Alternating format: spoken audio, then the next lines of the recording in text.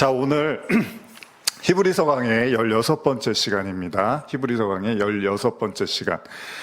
오늘은 히브리서 8장을 이제 시작을 하려고 합니다. 저희가 지난 2주 열처녀의 비유로 이제 말씀을 나눴었는데, 그리고 한 주간 저희가 기도회하고 또 명절에 쉬었고 이제 8장으로 들어가는데, 제가 열처녀의 비유하면서 아마 히브리서 8장과도 연관이 돼 있습니다. 뭐 이런 말씀드렸는데 8장, 9장 앞으로의 내용들하고 좀 연관이 있다고 보시면 될 것 같습니다. 자, 오늘은 히브리서 8장 1절에서 2절 한번 같이 읽어보시겠습니다.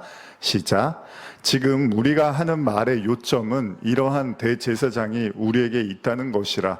그는 하늘에서 지극히 크신 이의 보좌 우편에 앉으셨으니 성소와 참 장막에서 섬기는 이시라. 이 장막은 주께서 세우신 것이요 사람이 세운 것이 아니니라.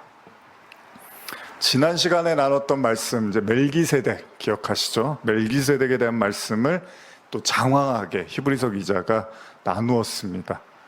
멜기세덱 하면은 이제 뭐 태어난 것도 죽은 것도 알 수 없고, 부모가 있는지 어떤 존재에 대한, 근데 그 내용이 이제 강조하고 싶은 건 굉장히 신비로운 이제 존재로 묘사하잖아요, 제사장으로. 그래서 마치 그 영원성을 담고 있는 것처럼, 그러니까 육신적 어떤 혈통에 의한 인물이 아니라 그것을 넘어서는 어떤 영적인 존재인 것처럼, 물론 아브라함이 11조를 드렸기 때문에 사람이었죠. 그렇지만 히브리서 기자는 굉장히 그 뭔가 영적인 어떤 인물인 것처럼 묘사를 하고 있죠.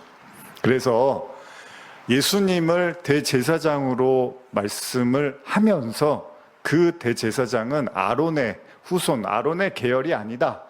바로 멜기세덱이라는 그 알 수 없는 어떤 그 태어남도 죽음도 알 수 없는 그 신비한 어떤 존재를 따르는 그 반차가 이제 반열이라고 하죠. 그 멜기세덱의 반차를 따르는 영원한 대제사장이 바로 예수다라고 이야기를 하는 거죠. 그러니까 중요한 건 이제 영원성을 가지고, 그러니까 영적인 것과 영원성에 대한 이야기를 하기 위해서 아론의 계열이 아니라 멜기세덱의 반차를 따른다라는 걸 자꾸 강조를 합니다. 그래서 예수님은 지금 이제 십자가를 지고 부활하시고 승천하셔서 하늘에서 지극히 크신 이의 보좌의 우편에 앉아 계셨다라고 지금 8장 1절이 증언을 하고 있습니다. 그리고 2절에서는 성소와 참 장막에서 섬기는 이시라. 이 장막은 주께서 세우신 것이요 사람이 세운 것이 아니니라. 이렇게 이야기를 하고 있죠. 이제 이 예수님이 계시는 그 보좌, 성전, 성소, 장막, 이런 내용들은 이제 눈에 보이는 성전이 아닌 거잖아요. 하늘의 거를 이야기하는 거죠. 그래서 강조하는 게 사람이 세운 게 아니다, 하나님께서 세우신 것이다라고 강조를 하고 있습니다. 그래서 제가 여러분들에게 그 하나님 나라를 자꾸 이야기할 때, 하나님 나라는 눈에 볼 수 있게 임하는 것이 아니다, 여기 있다 저기 있다 말할 수 없고 너희 안에 있다라고 이렇게 제가 말씀을 강조를 드리잖아요.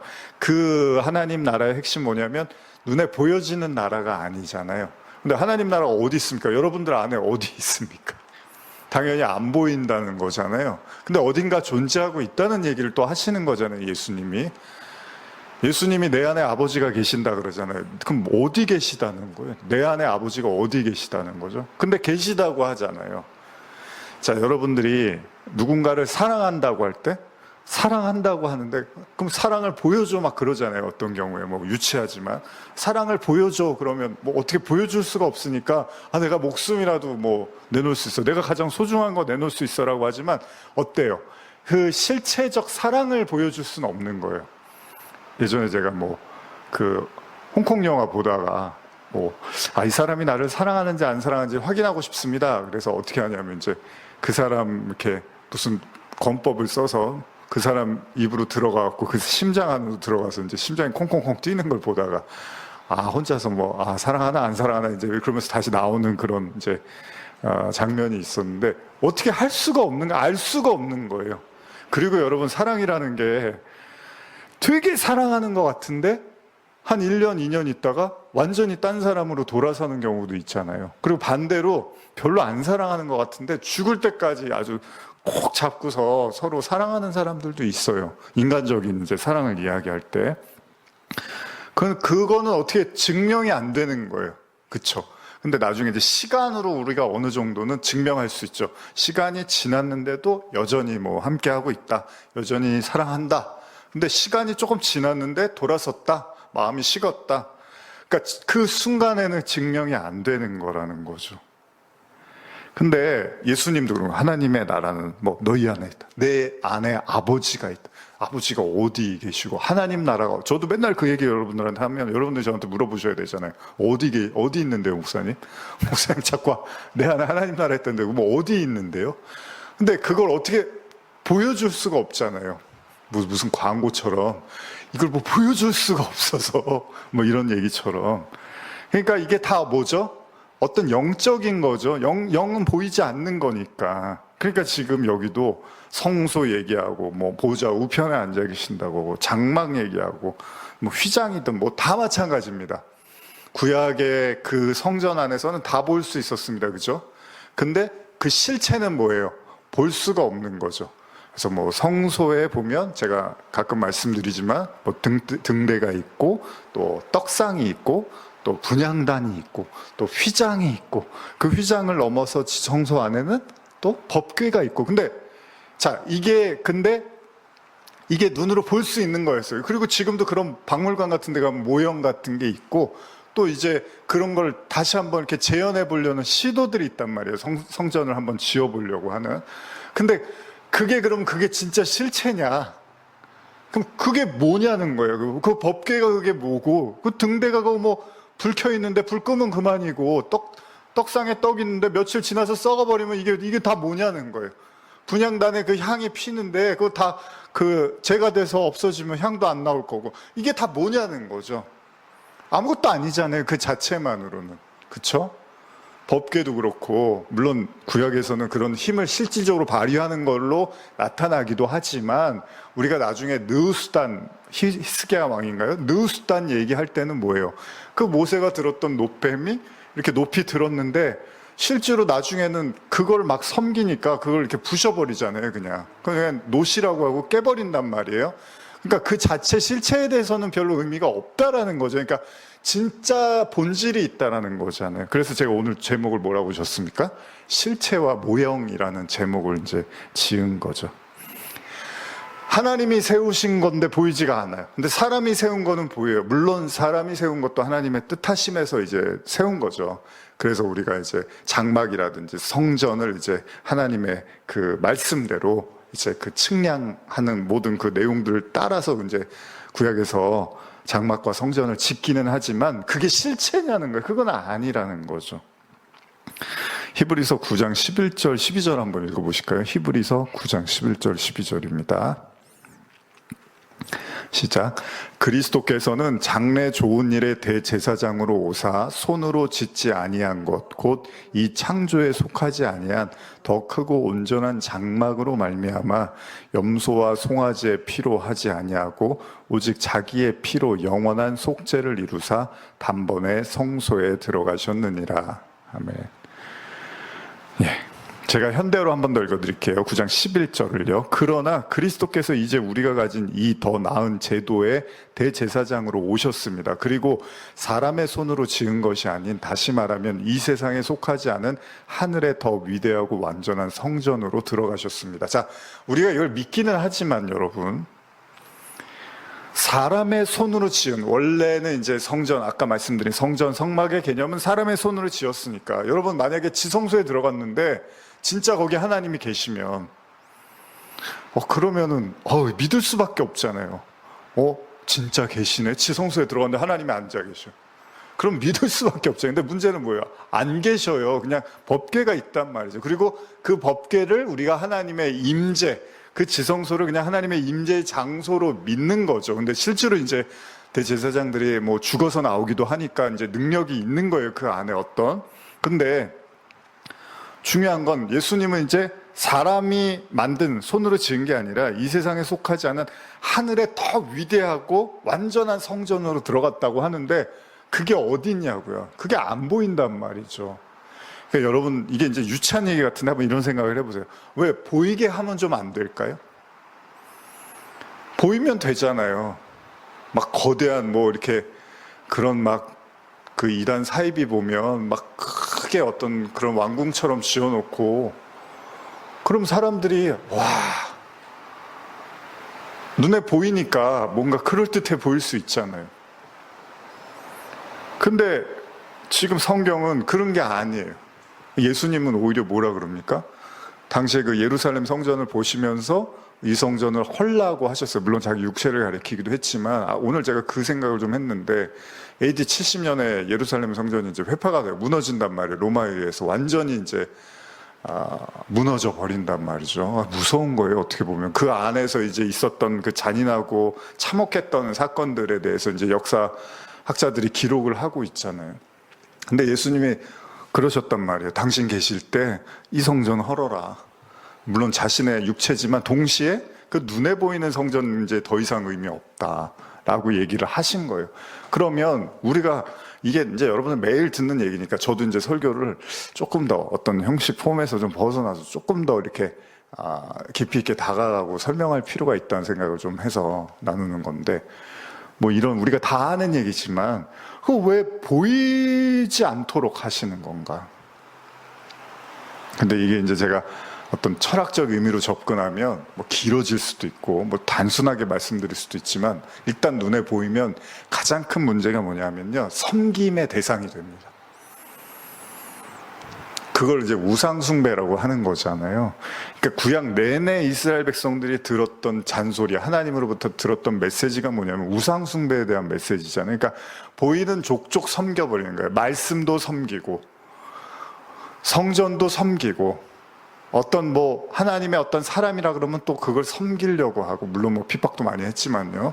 무슨 얘기냐면 물론 말씀을 섬기고 이게 좋은 의도처럼 들리지만 그게 아니라 말씀을 잘 읽고 소화해서 그 말씀 이면에 보이지 않는 메시지들을 수용하고, 또 성전도 마찬가지입니다. 그 성전이라는 게 대단하지만 그 성전이 도대체 의미하는 것이 무엇인지를 마음으로 가지면 그게 마음의 성전이 되는 거잖아요, 여러분. 여러분들이 말씀을 잘 곱씹어서 여러분들이 소화하면 여러분들 안에 말씀이 임하는 거잖아요. 근데 말씀이 하나님이라며요. 그러니까 그거를 잘 깨닫고 그것을 잘 믿음으로 받아들이면 그게 여러분들 안에, 성전도 그렇잖아요. 눈에 보이는 성전의 그 의미, 참뜻을 알고 이 눈에 보이는 것은 이 눈에 보이지 않는 이것을 말씀하시는구나라는 걸 믿음으로 받아들이고 깨달으면 여러분들 마음이 성전이 되는 거잖아요. 그러니까 근데 이걸 자꾸 성경이 중요시한단 말이에요. 할례도 그렇잖아요. 구약에서도 그런 말씀을 해요. 마음의 할례를 받으라는 건 바울이 로마서에서만 하는 얘기가 아닙니다. 이미 구약에도 마음의 할례에 대해서 강조를 하고 있거든요. 그럼 뭐예요? 할례를 보고서 이 할례가 무슨 의미를 갖고 있는지를 마음으로 깨달으면 그게 마음의 할례가 되는 거거든요. 그러니까 중요한 게 뭐예요? 근데 사람들이 요즘 이제 AI 때문에 더 큰일 났지만 생각을 하고 싶지가 않아요. 아까 제가 우연히 이제 뭐 말씀 준비하고 그러다가 온라인 동영상 중에 제목에 그런 제목이 있더라고요. 같은 책을 3번만 읽으면 놀라운 일이 일어난다고. 근데 제가 내용은 안 봤어요. 그냥 그 제목만 봤는데 혼자서 생각했어요. 저도 같은 말씀을 계속 보고 또 묵상하고 하다 보니까 그 의미가 어느 정도는 와닿거든요. 영화도 그렇고 뭐 책도 그렇고 뭐 저는 영국도 보고 가끔 그러니까 같은 걸요 계속 보면요 거기서 또 뭔가 더 깊은 이야기들이 나오거든요. 근데 되게 많은 걸 봤는데 그냥 이렇게 조금씩 맛만 보는 사람들 있잖아요. 요새 그래서 쇼츠나 이제 이런 게 무서운 게 사람이 망가진단 말이에요. 긴 걸 못 봐요. 그리고 조금만 길어지고 이러면 적응을 못 해요. 1분 안에 끝내야 돼요. 뭐 대화를 하려면 1분 안에 대화를 해야 되는 이런 이제 풍토가 생긴단 말이죠. 근데 그게 아니거든요. 그러니까 보이지 않는다라는 건 뭐예요? 굉장히 심사숙고하고 깊이 생각하고 묵상해야지만 그 보이지 않는 것들이 드러나고 나타나게 되는 거죠. 예전에 뭐 윌리를 찾아서 뭐 이런 거 있잖아요. 윌리를 찾아라. 그럼 막 그 다 똑같이 생겼는데 그 틀린 놈 하나를 찾으려면 막 머리가 아프잖아요. 그리고 요새 이제 뭐 요즘은 잘 안 하시지만 예전에 틀린 그림 찾기 오락실 가면 그러면 이제 분명히 저희 어머니는 요즘 이제 가끔 그거 이제 TV에서 제가 이렇게 틀어드리면 하시는데 그거 하실 땐 되게 열심히 맞추세요. 근데 그게 이제 좋다고 어르신들한테. 근데 그거 분명히 틀린 게 있는데 잘 안 보이잖아요. 되게 비슷하잖아요. 그게 다 뭐냐 하면 아주 자세히 봐야지만 보여지는 것들이 있다는 거죠. 그래서 자꾸 성경은 그걸 강조하는 거예요. 뭔가 보이지 않는 거에 대해서 집중을 하는 거예요. 보이는 건 잠깐이고 보이지 않는 게 영원하니까 그 보이지 않는 거에 집중을 하라는 거죠. 근데 그게 어려워요, 여러분. 그게 쉽지가 않습니다. 그래서 자꾸 보이는 것, 보이지 않는 것, 지금 이제 8장도 계속 그런 얘기를 하고 있는 겁니다. 한번 계속 말씀 이어가겠습니다. 히브리서 8장 3절에서 5절입니다. 시작. 대제사장마다 예물과 제사를 드림을 위하여 세운 자니 그러므로 그 또 무엇인가 드릴 것이 있어야 할지니라. 예수께서 만일 땅에 계셨더라면 제사장이 되지 아니하셨을 것이니 이는 율법을 따라 예물을 드리는 제사장이 있음이라. 그들이 섬기는 것은 하늘에 있는 것의 모형과 그림자라. 모세가 장막을 지으려 할 때 지시하심을 얻음과 같으니 이르시되 삼가 모든 것을 산에서 내게 보이던 본을 따라 지으라 하셨느니라. 3절 지금 이제 보셨는데 3절 이하 내용들 이렇게 잠깐 제가 현대로 읽어드릴 텐데 3절 다시 보시면 대제사장마다 예물과 제사를 드림을 위하여 세운 자니 그러므로 그도 무언가 드릴 것이 있어야 된다. 참 뭐 이런 얘기잖아요. 뭐 아무리 대제사장이라 하더라도 그도 유한한 목숨을 가지고 있고 그도 죄인이기 때문에 그도 제물을 하나님께 드려야 되는 입장이라는 거잖아요. 그러니까 그 역할을 할 뿐이지 실질적으로 대제사장이라고 해서 하나님이 뭔가 더 다르거나 뭐 무죄하거나 그런 사람으로 보지는 않는다는 거죠. 마찬가지 아닙니까? 오늘날도 그렇잖아요. 뭐 목사가 있고 전도사가 있고 뭐 장로, 뭐 권사, 집사, 뭐 많은 직분들이 있지만 사실 하나님 앞에서는 똑같이 죄인인 거잖아요. 그러나 하나님이 그 역할을 주신 거죠. 그래서 또 그 역할을 우리가 존중해 주는 거고 또 그 역할을 또 우리가 순종하고 받아들이는 거는 교회 질서니까 그렇게는 하지만 본질적으로는 다 하나님 앞에서는 똑같이 죄인이고 또 구원의 대상이라는 걸 부인할 수가 없죠. 자, 한번 3절 이하를 제가 4절까지 현대어 성경을 읽어드릴게요. 모든 대제사장들이 예물과 희생 제물을 드리는 일을 해왔듯이 그리스도께서도 제물을 드리는 일을 하신 것입니다. 그러나 그리스도께서 드리신 희생 제물은 땅 위의 제사장들이 드린 희생 제물보다 훨씬 더 값진 것입니다. 만일 그리스도께서 아직도 땅 위에 계신다면 옛 유대의 희생 제사 제도를 따르는 제사장들이 있는 한 결코 제사장이 되시지는 않았을 것입니다. 성경이 뭐라고 하냐면 예수님의 십자가 사건 있잖아요. 이게 바로 자신을 제물로 드린 거다. 뭐 잘 아시죠? 근데 제가 이전에도 말씀드렸지만 구약을 믿던 사람들한테는 도저히 이해가 안 가는 거죠.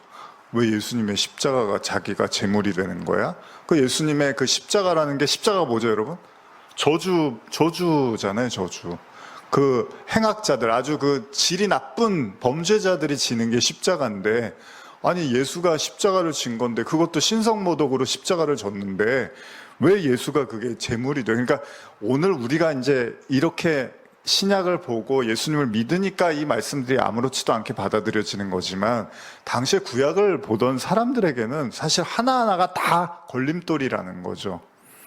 근데 어쨌든 이제 히브리서 기자가 이걸 잘 정리해주고 있는데, 근데 이런 희생 제물이 이제 예수님이 제물이 맞습니다, 그렇죠? 근데 이 땅의 제사와는 비교할 수가 없다는 거잖아요. 지금 예수님의 그 영단번의 십자가 사건은 이 땅의 제사와는 비교할 수 없다는 걸 강조합니다. 이 지점에서 하늘의 제사와 땅의 제사가 이제 구분되어지고 하늘의 성전을 위한 제사 제물과 땅의 성전을 위한 제사 제물과는 완전히 다르다라고 이야기하고 있습니다. 그러니까 여기에서 우리가 한 가지 생각할 건 뭐죠? 그럼 왜 십자가의 죽음이 위대한 것인가? 뭐 많이 들으셨고 생각하셨겠지만 또다시 우리가 또 다른 관점에서 생각해 본다면 여러분, 예수님이 십자가에서 죽으신 게 왜 위대한 사건이냐는 거죠. 오늘 저도 좀 묵상을 하기는 했지만 중요한 것 중에 하나는 우리가 이제 보편적으로 아는 건 뭐죠? 예수님이 무죄하신데 사람들의 모든 죄를 대속하셨다. 그러니까 죄가 없는데 죄가 있는 것처럼 그들의 죄를 받아서 이제 십자가를 지셨다. 그래서 우리가 이제 잘 얘기하는 게 뭐냐면 여러분과 제가 원래는 십자가를 져야 된다는 거잖아요. 그러니까 십자가를 져서 저주 받아야 되는 그 대상인데 그걸 예수님이 대신 받아줬다는 거죠. 여러분, 양이나 송아지나 비둘기가 죄가 있는 게 아니잖아요. 동물은 죄라고 말을 하지 않잖아요. 가끔 그 동물의 왕국이나 TV 보면 참 얄미운 동물들이 있단 말이에요. 굳이 꼭 가서 잡아먹어야 되나? 예를 들면 사자나 이런 짐승들이 정말 여린 사슴이나 누가 봐도 좀 내버려뒀으면 하는, 옆에 가갖고 막 괴롭히다가 결국은 잡아먹는데 그 가족들이 옆에서 보고 있다 어떻게든 엄마가 살리려고 뒷발을 차고 하는데도 안 되다가 나중에 이제 새끼를 잃고 이러면 너무 슬프잖아요. 그러나 그걸 성경이 죄라고 하지는 않는단 말이에요. 동물한테 죄를 얘기하지는 않아요. 그렇기 때문에 소, 양, 비둘기가 무슨 죄가 있어서 그래서 제가 예전에 가끔 우스개로 광어, 우럭 있잖아요. 횟집 가면 얘네는 무슨 죄가 있어서 얘네는 횟감으로 맨날 횟집에 가서 그 지정된 그 물고기 횟감으로, 물론 다른 이제 회도 드시겠지만 광어, 우럭은 무슨 죄예요. 그래서 얘네는 태어나면서 그냥 이렇게 횟집으로 잡히면 그런 신세가 되잖아요. 어쨌든 간에 소양 비둘기가 무슨 죄가 있는 게 아닌데 우리가 그 죄를 전가한단 말이죠. 근데 실제로 죄가 가는 것도 아니에요. 양의 머리에다가 여러분들 안수하고 소의 머리에다가 안수하면 우리 죄가 가는 게 아니란 말이에요. 그쵸? 그럼 그 사람들이 죄를 안 짓습니까? 그 다음엔? 아니에요. 이게 다 상징이라는 거잖아요, 사실은. 비둘기 머리에다 안수하면 죄가 비둘기 머리로 가는 게 아니잖아요. 그렇게 봐주시는 거잖아요. 예수님이 여러분 십자가 지셨잖아요. 그래서 여러분들이 죄를 담당하셨다면 여러분들이 죄를 안 지십니까? 예수님 믿으면? 아니잖아요. 근데 그걸 믿는 거잖아요. 그 의미를 받아들이는 거잖아요. 그래서 제가 이 실체와 모형이라는 말을 하는 게 어떤 행동을 하고 성경에서 어떤 상징을 보여줄 때, 심볼이라고 하죠. 어떤 상징을 보여줄 때 그게 무엇을 의미하는지를 이렇게 알아내는 게 되게 중요하다는 거죠. 근데 이제 구약에서 이스라엘 백성들이 하나님께 이렇게 혼이 난 거는 그냥 신용만 한다는 거예요. 신용만. 그러니까 좋은 이제 송아지 하나 갖고 와서 손을 딱 얹고 나 이제 죄가 사해졌습니다. 어떤 신용만 하는데 실제로는 어떻게 해야 돼요? 자기가 지은 죄 때문에 가슴 아파하면서 그 송아지 머리에 손을 얹으면서 괴로워하면서 아파하면서, 그래서 안식일 중에 안식일인 대속죄일을 뭐라 그럽니까? 스스로 괴롭게 하라고 하잖아요, 말씀에서. 그러니까 그런 마음으로 안수를 하고 전가를 하면서 용서를 받아야 되는데 그냥 신용만 하는 거예요. 그러니까 나중에는 죄에 대한 회개나 깨달음보다는 좋은 재물을 가지고 오는 것이 마치 하나님을 기쁘게 하는 줄 착각하는데 하나님이 전혀 그렇지 않다고 계속 말씀을 하시는 거죠. 그러니까 내용이 없는 거예요. 내용은 없고 형식만 남아 있는 거죠. 그래서 하늘의 제사와 이 땅의 제사는 질적으로 완전히 다른 거다라고 이야기를 하고, 여러분과 저도 마찬가지입니다. 예수님의 십자가를 이해하는 것, 그리고 십자가의 의미를 깨닫는 것이 굉장히 중요하다는 거예요. 그냥 십자가 믿어요. 예수님이 내 죄를 다 사하셨다며요. 저 믿어요. 그러니까 이런 수준 말고 진짜로 그 십자가가 여러분들의 마음으로, 바울이 내 안에 그 십자가의 흔적이 있다라고 말할 정도로 그 십자가가 여러분들에게, 여러분이 인친다는 거 그랬잖아요. 만약에 십자가 이제 쇠라면 불에 지져갖고 여러분 이렇게 가슴에다 이렇게 치 대면 여기 자국이 남잖아요. 그 정도로 강렬한 의미와 뜻을 이해하지 못하면 그게 형식적인 것이 된다는 거죠. 그냥 눈에 보이는 것에 머무르게 된다는 거죠. 아담이 이제 범죄하고서 가인과 아벨 이야기가 나옵니다. 가인이 어떻죠? 동생을 이제 죽이잖아요. 돌을 쳐서 죽이는데 아벨은 무고한 희생으로 이제 당하는 자로 등장을 합니다. 그래서 뭐 헤벨 뭐 이런 말도 하는데 그냥 아무것도 아닌 존재로 나타나서 그냥 안개처럼 사라져 버립니다. 분명히 아담에게 나왔는데 하나는 죽이는 자가 됐고 하나는 희생당하는 자가 됐습니다. 마치 세상의 하늘과 땅, 영적인 것, 육적인 것, 구원과 심판 이렇게 상반된 것처럼 지금 히브리서 저자는요, 하늘의 제사와 땅의 제사를 명확하게 구분하고 있습니다. 바로 그러한 이유를 더더욱 명확하게 하고 있는데, 그래서 제가 8장 5절을 한 번 더 현대어로 읽어드리면, 제가 읽어드릴게요. 땅 위에 제사장들이 들어가 일하는 성전은 하늘에 있는 본래의 성전을 본떠서 만든 것에 지나지 않습니다. 모세가 성막을 세우려고 했을 때 하나님께서 시내산에서 이르신 대로 하늘에 있는 성전을 그대로 본떠서 만들라고 경고하셨기 때문입니다. 출애굽기에 보면 실제로 25장 40절에 너는 삼가 이 산에서 내게 보인 양식대로 할지니라 이런 말씀이 있습니다. 자, 이로 인해서 우리는 모세가 시내산에서 하늘에 있는 성전을 보았을 수도 있다라는 추측을 할 수 있겠는데 뭘 보고서, 그래서 여기 보면 너는 삼가 이 산에서 내게 보인 양식대로 할지니라 라는 걸 모세가 듣잖아요. 그래서 뭘 보고서 그 양식대로 하라고 하는 건가라고 할 수도 있는데, 중요한 건 이 땅에 있는 성전은 뭐라고요? 그 자체로 본질이 아니라 하늘에 있는 본래 어떤 성전의 모형에 불과하다는 거잖아요. 그러니까 모형, 이제 오늘 주제인데 모형은 뭡니까? 모형은 실체가 아니라는 거예요. 진짜는 아니라는 거예요. 다시 말하면 실체를 묘사는 하고 있지만, 그려내고는 있지만 절대 실체는 아니라는 겁니다. 가끔 제가 박물관이나 공공장소 가면 모형들이 이렇게 보입니다. 근데 모형이 어떻죠? 굉장히 작아요. 그거는 실체하고는 비교도 안 됩니다. 그러나 그 모형을 보고서 이 실제적으로는 그것의 몇 배가 되는 거구나라고 하면서 상상은 할 수 있겠죠. 추측은 할 수 있습니다. 그러나 절대 모형이 실체는 아니에요. 그러니까 여러분과 제가 매너리즘과 신앙적 율법주의나 당시 유대인들이 빠졌던 신앙의 실수에 빠질 수 있는 가장 핵심은 뭐냐면 모형을 실체로 오해해서는 안 된다는 겁니다. 제가 라강 이야기를 가끔 드리는데, 라강이라는 정신분석학자죠, 프랑스의. 그 철학 이론에 보면 인간의 욕망을, 욕망 이론을 보면 그런 얘기가 나옵니다. 인간의 욕망은 욕구하고 요구라고 하고 또 욕망 이렇게 셋으로 나누는데, 한번 잘 들어보세요. 욕구는 뭐죠, 욕구? 욕구는 아기가 태어나서 손 빨고 이렇게 이제 대소변 보고 이렇게 먹고 젖 먹고 이런 거를 욕구라고, 기본적 인간이 가지고 있는 어떤 이제 필요죠. 그렇다면 문제는 뭐냐면 욕구가 있는데 이 욕구를 이제 사람들한테 말하려면 언어로 표현을 해야 되잖아요. 그래서 그걸 요구라고 하는데, 요구. 그래서 욕망은 요구 빼기 욕구 이렇게 해서 이제 그런 등식도 이제 성립을 하는데, 다시 말하면요, 욕구는 인간이 원초적으로 느끼는 필요라면 이것을 언어화한 것이 이제 요구라는 거예요. 문제는 욕구, 그러니까 자신이 필요한 것을 이제 요구하는데, 문제는 뭐냐면 언어에 한계가 있다는 거예요.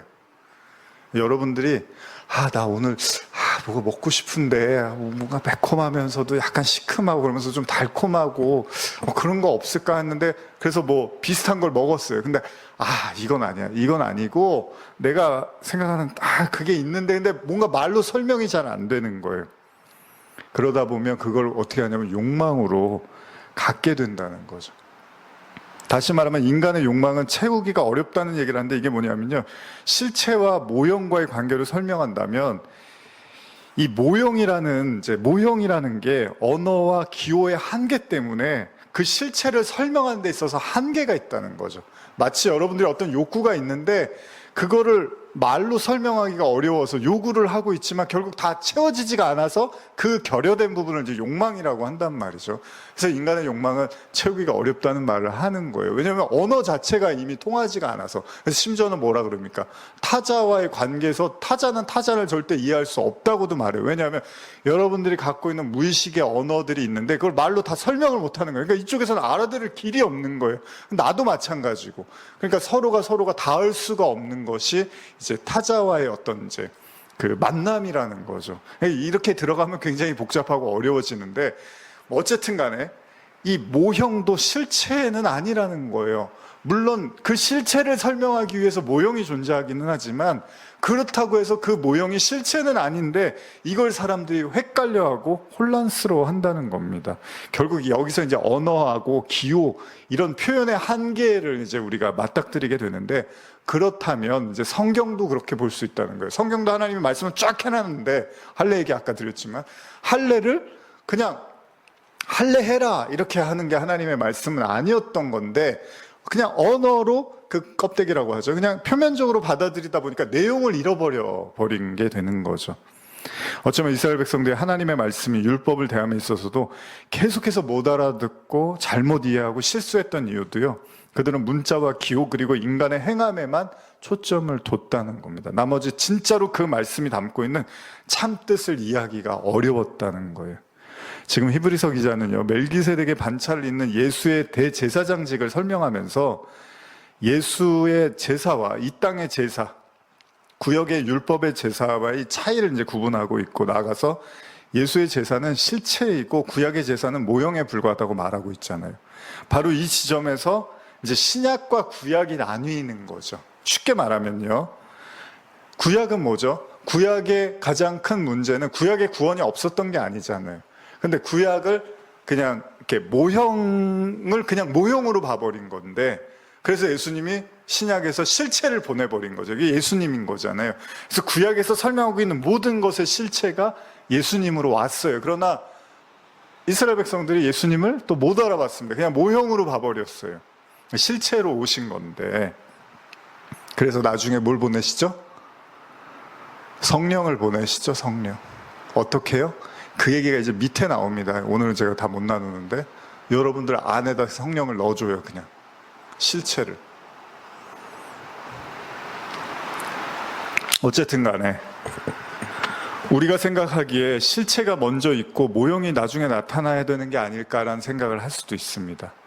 그렇잖아요. 실체를 보여주시면 더 난데 왜 성경은 먼저 모형을 보여주고 나중에 실체를 보여주신다는 거예요. 그러니까 율법이 있고 그 율법의 실체이신 예수님이 오신 것처럼 이게 이제 성경의 방식인 거잖아요. 8장 6절에서 8절 한번 읽어볼까요? 히브리서 8장 6절에서 8절입니다. 시작. 그러나 이제 그는 더 아름다운 직분을 얻으셨으니 그는 더 좋은 약속으로 세우신 더 좋은 언약의 중보자시라. 저 첫 언약이 무음하였더라면 둘째 것을 요구할 일이 없었으려니와 그들의 잘못을 지적하여 말씀하시되 주께서 이르시되 볼지어다 날이 이르르니 내가 이스라엘 집과 유다 집과 더불어 새 언약을 맺으리라. 자, 요걸 제가 현대로 읽고 마무리를 좀 하겠습니다. 다음 주에 이어서 할게요. 자, 8장 6절에서 8절입니다. 그리스도께서는 지금 하늘의 대제사장으로서 옛 율법 아래서 섬기던 대제사장들보다 더 중요한 임무를 담당하고 계십니다. 그리스도께서 우리에게 전해주시는 하나님의 새 계약에는 훨씬 더 나은 약속들이 들어있기 때문입니다. 옛 계약은 이미 효력이 없습니다. 만일 그것이 흠이 없었다면 또 다른 계약을 무엇 때문에 세웠겠습니까? 하나님께서는 옛 계약의 흠을 발견하시고 다음과 같이 말씀하셨습니다. 내 백성아 너희는 똑똑히 듣고 알아라. 이제 얼마 있지 않으면 내가 이스라엘과 유다 백성 전체를 상대로 새 계약을 체결하겠다. 이 내용을 좀 나누려고 하는데 다음 주에 제가 나눠야 될 것 같고, 이제 새 언약을 주시겠다고 하죠. 옛 언약은 현대어는 지금 흠이 있는 것처럼 말하는데 꼭 그렇게만 이제 이야기는 좀 그렇고요. 좀 제가 이제 설명을 좀 드리려고 하는데 어쨌든 간에 이게 다 어디서 시작된 거죠? 결국 왜 하나님이 실체를 보내셨느냐? 그 모형을 보고서 도무지 깨달지 못했던 이스라엘 백성들에게 이제 실체이신 예수님을 보낸 거잖아요. 그럼에도 불구하고 못 깨달았어요. 예수님이 오셨음에도 불구하고. 그렇다면 이제 여러분과 제가 오늘 이제 말씀을 좀 마무리하면서 좀 뭐 복잡한 얘기 같은데 또 쉬운 얘기잖아요. 예전에 제가 이렇게 영화 보는데 그런 대사가 있더라고요. 사람을 볼 때 그냥 보면 잘 안 보이는데 자세히 봐야 된다고, 사람은 자세히 봐야지 그 사람을 알 수 있다고, 뭐 이런 대사가 있었는데, 뭐 짧은 얘기인데 이렇게 제 머리에 이렇게 오래 기억에 남는 것 같아요. 그게 무슨 말이냐면 뇌리에 남는다, 마음에 남는다라는 건 뭐죠? 자세히 보지 않으면 잘 모르죠. 실제로 저는 약간 그 안면인식장애 비슷하게, 그러니까 관심을 갖고 사람을 잘 안 보면 얼굴을 잘 기억을 못 하기도 합니다. 그러니까 여러 번 보고, 이렇게 얼굴을 제가 이렇게 인식하고 해야지, 이분이 누군데, 그냥 지나치면서 잠깐 보고 이렇게 그래도 기억하는 분들 있잖아요. 저는 잘 그렇게 기억을 못 하는 편이에요. 이름이라든지. 그 얘기 뭐냐면 이제 자세히 봐야지 제 뇌리에 남고 제 생각이나 마음속에 남는다는 거죠. 당연한 얘기잖아요, 여러분들도. 그게 무슨 얘기냐면 이제 신앙도 그런 거예요. 신앙도 물론 뭐 생각을 우리가 버려라, 뭐 예수님을 믿으면 우리 생각을 내려놔라라는 말도 많이 하지만, 그러나 또 다른 이면에는 뭐냐면 여러분들이 깊이 곰곰이 생각해야 될 것들이 있다라는 거죠. 저도 뭐 이렇게 설교해 오지만 참 생각이 많습니다. 뭐 많고 생각을 많이 하는 편이고요. 근데 생각을 많이 한다는 게 꼭 이렇게 뭐 항상 즐거운 것만은 아니잖아요. 때로는 생각하는 게 굉장히 고통스러울 때도 있어요. 근데 가끔은 그런 생각을 해요. 우리가 이제 말씀을 보면서, 제가 이제 가끔 드리는 말씀이지만, 여러분과 제가 이제 예수님을 온전히 믿지 않고 구원을 받지 않으면 뭐 영원한 이제 심판과 죽음을 이야기하잖아요. 그래서 사람들이 이제 제가 보기엔 약간 뭔가 최면에 걸린 것처럼, 뭐 하다못해 우리가 다큐나 시사 프로그램 봐도 뭐 이렇게 사건 사고들 보면 좀 보면서 마음이 아프고 뭐 안 보시고 싶은 분들도 계시잖아요. 근데 또 어떤 분들은 우리는 크리스찬이니까 좋은 것만 봐야 돼, 좋은 얘기만 듣고 밝은 것만 봐야 돼 하는데, 그럼 그 일들 해결하시는 경찰이나 뭐 의사분들이나 뭐 소방관 분들이나 뭐 이런 분들 맨날 그런 것만 보잖아요. 그런 분들은 뭐 즐거워서 보는 게 아니잖아요. 그러니까 누군가는 그런 어려움들을 다 이렇게 어둡고 힘들고 괴로운 부분들을 이제 보고 계시는 거잖아요. 뭐 그런 분들 아니고 다양한 또 직종이 있으시겠지만, 그리고 그런 분들을 통해서 그런 일들을 해결해 나가고 회복해 나가면서 이제 사회가 더 이렇게 좀 안정되어져 가는 것처럼, 우리가 이제 성도인데 우리가 우리는 뭐 항상 기뻐하고 쉬지 말고 기도하고 범사에 감사하라고 했으니까 우리는 좋은 것만 봐야 되라고 생각을 하는 또 경향들이, 뭐 저도 그렇게 여러분들 은연중에 있을 수 있는데, 근데 가끔은 그렇습니다. 분명히 예수 그리스도를 믿지 않음으로 말미암아 이제 지옥이라든지 심판이나 영원한 이제 그 고통을 성경이 말하고 있는데, 그런 구원과 심판의 중간에서 우리가 이 땅을 살면서 과연 무거운 생각을 안 하고 사는 것이 그게 타당한 건가? 아니, 어떻게 그 영원한 죽음을 우리가 피하기 위해서 예수님을 믿고 이제 피난처로서 천국을 바라보는 자들인데, 그런 신앙을 가진 사람들이 그냥 이렇게 밝고 즐거운 것만 바라보고 그게 가능한가? 그러면서 예수 안 믿으면 우리 심판받아요? 뭐 그렇게 너무 쉽게 말한다는 게 저는 사실 이해가 잘 안 갑니다. 우리가 예를 들면 이제 이제 보통 암 이야기할 때, 항암 치료할 때 많이 힘들어들 하신다고 하잖아요. 그런데 그때 어떻죠? 그 치료를 받을 때 막 머리가 빠지고 막 몸이 아프고 막 살이 빠지고 정말 밥도 잘 못 먹고 뭐 헛구역질도 하시고 그러잖아요. 근데 그거 왜 그렇게 하냐 하면, 그렇게 해야지 그 병이 좀 나을 수 있는 가능성이 있다고 생각을 하는 거잖아요. 근데 우리가 신앙을 약간 유치하게 생각하는 경향이 뭐냐 하면, 예수님을 믿으면은, 예를 들면은 예수라는 약을 여러분들한테 주사를 맞았어요. 그러면은 그 순간부터는 뭐 안 좋고 어둡고 힘들고 이런 거는 없어야 된다고 생각하는 것 같아요. 근데 우리가 어떤 치료제를 맞는다는 거는 그만큼의 치료를 위한 고통이 따르고 그 고통을 통해서 이제 회복해 가져가는 과정인 건데, 마치 예수님을 믿으면 그런 어둡고 뭐 암울하고 힘들고 이런 고뇌는 없고 그냥 우리는 그냥 마냥 기뻐야만 해라고 생각하는데 그렇지는 않잖아요. 무슨 말씀 드리려고 하냐면, 왜 유대인들, 이스라엘 백성들이 그 모형을 보고서 그 모형에서 그 실체를 깨닫지 못하고, 물론 어쩔 수밖에 없는, 이제 다음 주에도 말씀드리겠지만 어쩔 수 없는 현실이긴 하지만, 그러나 지금도 그러고 있잖아요. 지금도 여전히 예수가 왔음에도 불구하고 메시아를 기다린단 말이죠. 그 얘기는 뭐냐면 결국 진지하고 심각하게 바라보지를 않는다는 거잖아요. 성경이 진짜 무슨 얘기를 하고 있는지에 대해서 깊은 고민과 고뇌 없이 그냥 형식주의에 빠져 있다는 거죠. 형식주의. 하나님이 어떤 한마디를 하시면요, 사실 그건 천금만금처럼 들리기도 하거든요. 왜냐하면 하나님이 하신 말씀이기 때문에 아주 거기에는 오묘하고 신비하고 아주 대단한 어떤 메시지들이 숨어 있는 거거든요. 근데 사람들이 그걸 별로 생각하고 싶지를 않아 하는 거죠. 무시한다거나 그냥 외면해버리고, 그걸 이제 할례받지 못한 귀, 목 곧았다 이렇게 표현을 하는 건데, 마찬가지입니다. 여러분도 저도 오늘 이제 말씀 보시면서 주님이 우리에게 이제 새로운 언약을 주셨대요. 왜 새로운 언약을 주셨냐면 그 모형을 보고서 실체를 깨닫지 못해서 그 실체이신 주님이 우리에게 새 언약을 주셨다고 하는데, 여러분과 제가 최소한 우리가 이렇게 말씀을 나누는 관계에서 좀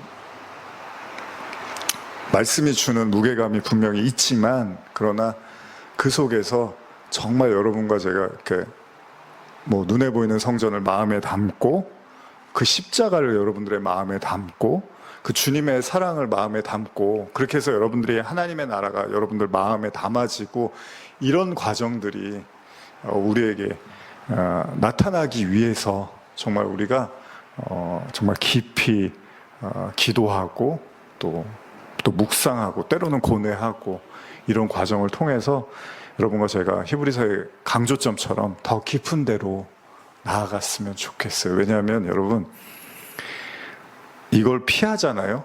이걸 외면하잖아요. 그럼 나중에 이 일이 안 올 것 같죠? 절대 그렇지 않습니다. 나중에 또 그 일은 반복될 수 있습니다. 그리고 나중에 한꺼번에 몰려올 수 있어요. 어쨌든 저와 여러분들이 구원을 향한 그 여정의 길목을 갈 때 저와 여러분들은 우리가 피하고 싶고 외면하고 싶고 듣지 않고 싶었던 그 모든 이제 말씀들 있잖아요. 이런 것들을 하나씩 힘들어도 우리가 소화해 나가고 씹어가고 이렇게 마음속에 품으려고 할 때 하나님이 도와주실 겁니다, 여러분. 그리고 여러분들이 나중에는 그 겨자씨 나무의 비유처럼 정말로 그 하나님의 마음을 여러분들이 이렇게 소유하는 자들이 돼서 정말 그 하늘의 그 정말 그 천국의 그 열매처럼, 나무처럼 여러분들 하나님이 열매 맺게 하실 겁니다. 물론 지금도 잘 하고 계십니다. 열심히 하고 계시고, 그러나 앞으로 또 우리에게 주어진 그 삶의 또 신앙의 여정 속에서 한번 좀 이런 도전을 해드리고 싶어요. 내가 내 마음의 성전, 마음의 할례, 마음의 십자가, 마음의 하나님 나라, 내가 한번 내 안에서 이루어 보고 싶다. 하나님께서 그런 은혜를 주셨으면 좋겠다 라고 생각하셨으면 좋겠고, 그때 우리 찬송가 중에 보면은 그 주의 얼굴 뵙기 전에 멀리 뵈던 하늘나라 내 마음속에 이루어지니 날로 날로 화하도단가요? 할렐루야 찬송하자, 이런 가사 있죠. 저는 되게 그걸 다시 이렇게 최근에 부르면서 참 좋았어요.